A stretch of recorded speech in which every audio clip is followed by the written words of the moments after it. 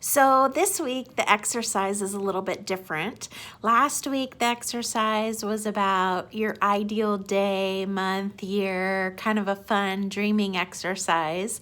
One aspect of writing, creating, living your anthem, for me, a big part of it is your relationships in all aspects of your life with your significant other, your family, your friends, your kids, your coworkers, people in the community, like all aspects of relationships.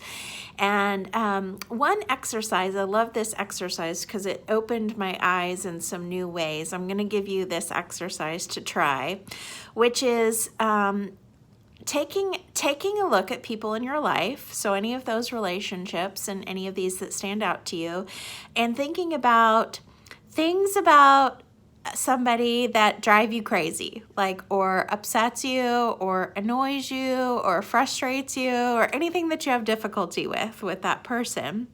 And you can kind of make a list of some of those things that are going on in your life. We all have them. And then look at that list and look at some of those items and ask yourself, is there something about that really is something that you don't like about yourself, that reflects something about yourself? And if so, or what is that? What did it take for you to notice it? And what would have been the best way for you to receive news about that particular characteristic? Well, so what I think is interesting about this exercise is it opened my mind to allowing me to release some judgment about people's behaviors that bother me, right? So instead of having a this is right or this is wrong or they shouldn't be doing that or that kind of thing, it allowed me to be more open-minded and more humble in regards to my own mistakes and my own flaws.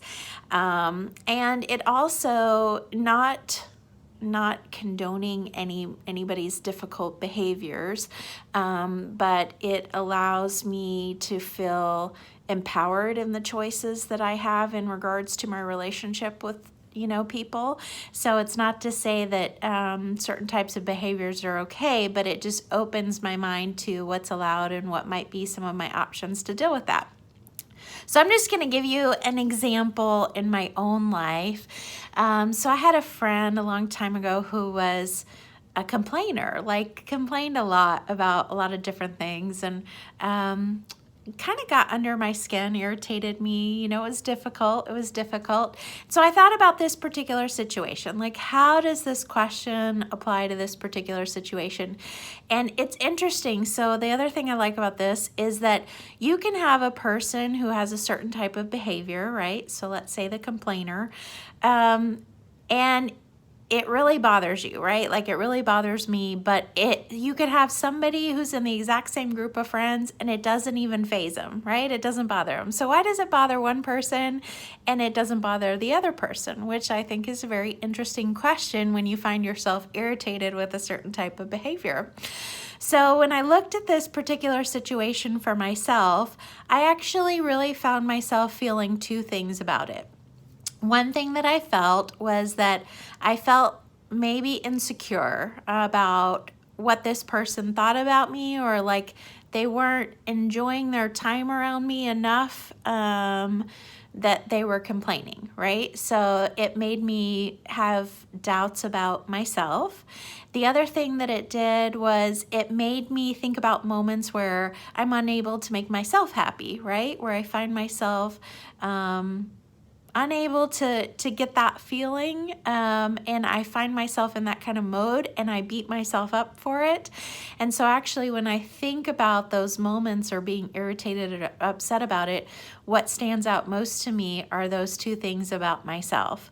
So I like this exercise because it gives me more something that I want to achieve is equanimity. Like, whatever's going around me doesn't necessarily affect how I'm feeling or my mood, or I can keep more of that steady zone.